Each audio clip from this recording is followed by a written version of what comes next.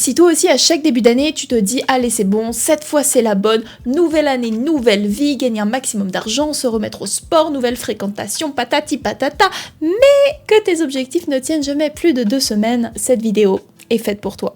La raison pour laquelle tu n'arrives pas à vraiment changer de vie n'est pas un manque de volonté, qu'on soit d'accord. La raison pour laquelle on n'arrive pas tous, collectivement, à vraiment avancer sur nos résolutions, c'est parce qu'on ne sait pas comment faire pour implémenter ces nouveaux objectifs dans notre quotidien. Et sans plan concret, tu te perds, tu testes des trucs, mais c'est épuisant, tu vois qu'il n'y a pas de résultat, donc tu laisses tomber et tu retournes à tes anciennes habitudes. Salut, moi c'est Bou, et j'ai entendu dire que vous en aviez marre de pas pouvoir tenir vos résolutions. Pas de panique, dans cette vidéo, je vais vous donner un plan complet pour que vous puissiez enfin accomplir tout ce que vous désirez cette année et devenir la personne que vous méritez d'être. La première chose à faire avant même de penser aux objectifs est de faire un état des lieux de votre vie actuelle. Donc vous allez prendre un papier et un stylo et faire un tableau avec 3 colonnes. Dans la première colonne, vous allez lister toutes les choses qui vous plaisent dans votre vie, toutes les choses auxquelles vous ne voulez pas toucher et qui vous conviennent. Dans la deuxième colonne, vous allez mettre toutes les choses que vous voudriez améliorer mais qui ne sont pas une priorité. Et dans la troisième, vous allez mettre toutes les choses que vous voudriez changer ou améliorer et qui sont par contre une priorité, vraiment vos objectifs de l'année. Tout ce dont vous voulez vous débarrasser cette année va dans la troisième colonne. Le but n'est pas d'avoir la liste la plus longue possible, mais d'avoir un point de vue global sur notre vie, avec les choses qui nous plaisent, les choses qui nous plaisent moins mais qui ne sont pas une priorité, et les choses qu'on ne veut vraiment pas garder cette année. À la fin, la liste devrait ressembler à ça, vous pouvez même trier les choses qui sont dans la troisième colonne par ordre de priorité. Par exemple, j'ai mis tout en haut le fait de vivre dans un appartement plus rangé parce que j'en ai marre du bordel. Une fois que la petite liste est faite, que vous avez répertorié ce que vous voulez garder, ce qui n'est pas une priorité et ce que vous voulez absolument changer, vous allez vous poser et réfléchir à comment j'en suis arrivé là. Parce qu'on va se rappeler que la réalité actuelle n'est que l'accumulation de choix qui ont été faits sur plusieurs mois, plusieurs années parfois, donc toutes les choses qui sont dans la troisième colonne sont de votre responsabilité. Ce sont des choses qui ont été implémentées dans votre vie au fur et à mesure et il faut savoir pourquoi ces choses se sont installées. Et pour vraiment prendre ces responsabilités là où elles doivent être prises, on va reprendre la première chose qu'on a écrite dans notre troisième colonne, dans mon cas, mon appartement est toujours en bordel, pour le reformuler en je laisse mon appartement être toujours en bordel. We own the situation. C'est pas quelqu'un d'autre qui vient foutre le bordel chez nous. On est responsable de ce qui se passe. Et le plus important, on va se demander pourquoi. Qu'est-ce qui a amené cette situation? Est-ce que c'est un problème de priorité? Est-ce que c'est un problème de temps? Est-ce que c'est un problème d'organisation? Est-ce que dans mon cas pour l'appartement pas rangé, c'est un problème d'espace, de rangement? Est-ce que c'est pas très bien optimisé? Et on avance au fur et à mesure dans la liste pour trouver la raison pour laquelle toutes ces choses dont on veut se débarrasser existent. Une fois qu'on a fait ça, on a passé la première étape. On sait ce qu'on aime, ce qu'on n'aime pas et pourquoi ce qu'on n'aime pas existe. Quelles sont les raisons de ces choses qui nous pourrissent la vie. Maintenant, on va se demander par quoi est-ce qu'on veut remplacer ces choses. Parce que forcément, si on a écrit beaucoup de choses dans la troisième colonne, beaucoup de choses qu'on voudrait changer dans notre vie, c'est parce qu'on aimerait vivre autre chose à la place. On reprend la liste et on essaie d'imaginer avec le plus de détails possible par quoi on voudrait remplacer ces choses. Si cette année, ton but c'est d'améliorer ton physique, super. Par quoi est-ce que tu veux l'améliorer? Qu'est-ce que tu voudrais changer? Quel serait le résultat final? Si toi aussi tu vas avoir un appartement mieux rangé, qu'est-ce que signifie ranger pour toi? À quoi ressemblerait ton appartement idéal? Si tu n'aimes pas ton travail et que ton but cette année c'est de trouver un nouveau job, génial! Dans quel secteur? Quel type de travail? Pour quel salaire? À quel endroit? Est-ce que c'est dans la même ville? Est-ce que tu voudrais bouger? Et je te demande pas de faire ça pour une histoire de manifestation ou je ne sais quoi, c'est juste que plus tu auras une vision claire du résultat final que tu veux obtenir, plus ce sera simple pour toi d'aller dans la bonne direction. Une fois que tu as tout ça en tête et que tu as une vision très concrète et très précise de ta vie idéale, tu vas pouvoir passer au plan d'action.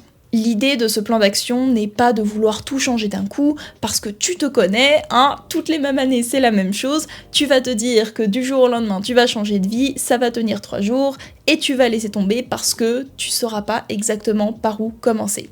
Le but c'est vraiment d'y aller pas à pas et d'implémenter au fur et à mesure des nouveaux objectifs, des nouveaux réflexes, des nouvelles routines qui vont te permettre de redéfinir ton quotidien. on vise les changements au long terme. On n'essaie pas de speedrun le changement de vie, on prend le temps d'implémenter de nouvelles choses. Premier truc que tu vas faire, c'est que tu vas choisir une priorité dans ta liste, dans tout ce qui se trouve dans la 3e colonne. Le premier truc que tu choisis, c'est vraiment la chose dont tu veux te débarrasser en premier, parce que c'est ça qui te donnera le plus de motivation, le plus de dopamine quand tu te sentiras avancer sur tes objectifs. Tu prends la chose qui est vraiment ta top priorité pour l'année. Dans mon cas, avoir un appartement rangé, on va garder le même exemple. Et par rapport à cet objectif, tu vas choisir 2 actions concrètes que tu peux tout de suite implémenter dans ta vie pour commencer à avancer vers cet objectif. Si comme moi ton objectif c'est d'avoir un appartement plus rangé, ton objectif numéro 1 ça peut être faire ton lit tous les matins et l'objectif numéro 2 faire la vaisselle tous les soirs. Si ton objectif est faire plus de sport, tu peux te fixer comme objectif faire 5000 pas par jour ou faire 5 minutes, 10 minutes, 15 minutes d'abdos tous les soirs. Le but ici c'est vraiment de commencer petit. Ça paraît stupide, tu vas te dire que tu vas pas changer ta vie avec des petits objectifs comme cela, mais le but est de choisir des choses atteignables qui ne te demandent pas de reconstruire tout ton quotidien ou de reconstruire toute ta routine afin que tu arrives à te prouver que tu es capable de tenir de nouveaux objectifs qui vont dans la bonne direction. En faisant ça, tu vas traduire des résolutions purement mentales en objectifs physiques atteignable que tu peux répéter tous les jours. Bref, tu vas implémenter de nouveaux comportements dans ta vie.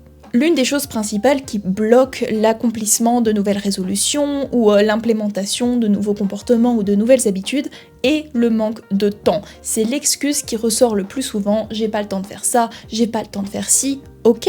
Mais comme on l'a vu un petit peu avant dans la vidéo quand je t'ai demandé de te demander pourquoi ces choses étaient arrivées dans ta vie, pourquoi tout ce dont tu veux te débarrasser est présent dans ton quotidien, tu es responsable de ce qui se passe. Donc c'est à toi de faire l'effort de créer du temps pour implémenter ces nouveaux objectifs. En bref, tu es responsable de la manière dont tu t'organises, tu es responsable de ce que tu considères être une priorité ou non dans ta vie. Et si cette résolution est vraiment importante pour toi, il va falloir que tu forces pour faire de la place pour cette résolution dans ton quotidien. Et oui, au début, ce sera pas agréable.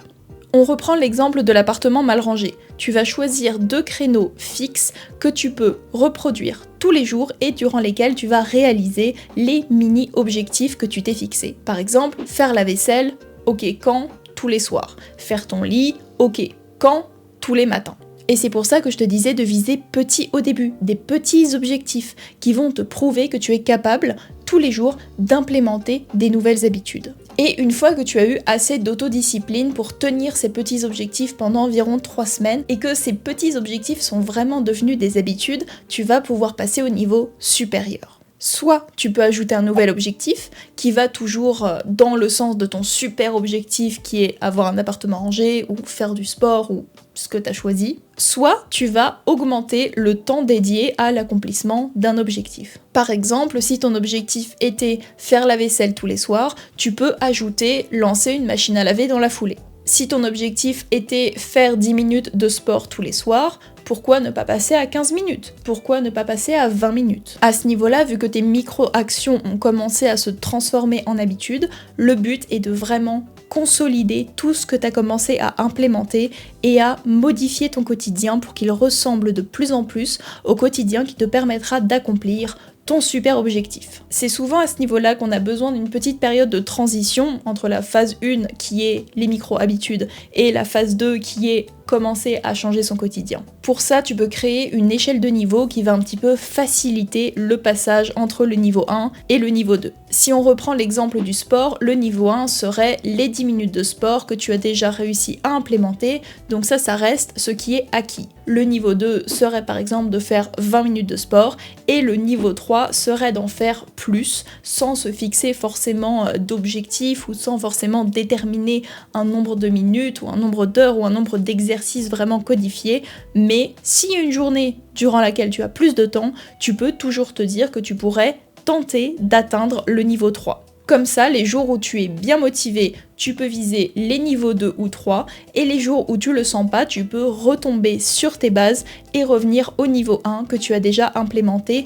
Donc tu ne perds pas confiance en toi, tu ne perds pas courage, tu ne perds pas tes habitudes, mais tu reviens vers une zone de sécurité, vers quelque chose que tu as pris le temps déjà d'implémenter dans ta vie.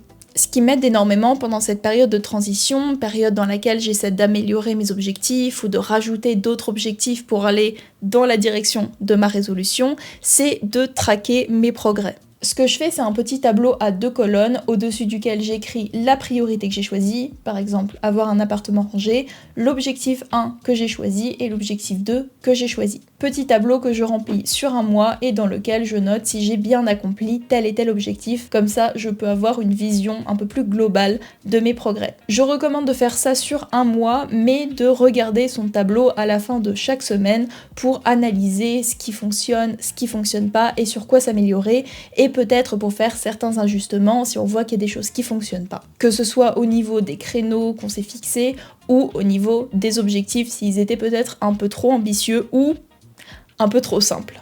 Le but n'est absolument pas de se juger, le but n'est pas non plus de se mettre la pression, mais d'essayer de regarder ce qui fonctionne le mieux pour nous, pour pouvoir réajuster d'une semaine à l'autre et s'aider à accomplir ses objectifs. Si par exemple tu t'étais dit que tu allais faire du sport tous les matins, mais que tu n'es pas du tout du matin, par contre tu es beaucoup plus réveillé le soir, décale ton créneau et fais du sport le soir, c'est pas grave, tout ce qui compte c'est d'accomplir les 10 minutes que tu t'es fixé. Une fois que tu as implémenté tous ces nouveaux objectifs dans ta vie, que tu sens qu'ils sont simples, que tu n'as pas besoin de te forcer pour les faire, bref, que c'est devenu quelque chose de fondamental et de constitutif de ton quotidien, tu peux soit choisir une autre priorité sur laquelle travailler, soit continuer d'ajouter des micro-objectifs qui vont continuer d'aller dans la direction de la première priorité que tu avais choisie. Le but à ce moment-là, c'est de créer une organisation cohérente qui va te permettre de conserver les habitudes que tu as déjà implémentées dans ta vie, tout en implémentant de nouvelles, soit pour travailler sur un autre objectif, une autre grande priorité, soit pour ajouter des nouveaux petits objectifs qui vont dans la direction de la première priorité que tu avais choisie. Et c'est à ce moment-là que tu vas devoir faire des choix et peut-être commencer à remanier ton quotidien. On n'y avait pas trop touché jusque-là, mais quand tu commences à implémenter beaucoup de nouvelles habitudes et à avoir différents objectifs sur lesquels tu dois travailler en parallèle, c'est à ce moment-là que tu dois commencer à déconstruire les choses qui n'allaient pas dans ton quotidien, à réajuster certaines habitudes que tu avais prises et que tu n'as pas encore osé toucher ou sur lesquelles tu n'as pas encore osé travailler. En bref, tu dois trouver une manière viable de réorganiser ton quotidien pour garder les objectifs que tu as déjà implémentés tout en implémentant de nouvelles habitudes, tout ça pour pouvoir réaliser toutes tes résolutions au fur et à mesure de l'année. Et c'est pour ça que je parlais de long terme en début de vidéo, c'est pas quelque chose que tu vas faire d'une semaine à l'autre, parce que tu prends le temps de commencer par des micro-habitudes, sans trop toucher à ton quotidien, sans trop toucher à ta routine, et au fur et à mesure que tu vas implémenter de nouvelles choses, au fur et à mesure que tu seras à l'aise avec les nouvelles routines que tu vas mettre en place, tu vas naturellement remodeler ton quotidien, remodeler tes routines pour changer ton style de vie, tout simplement.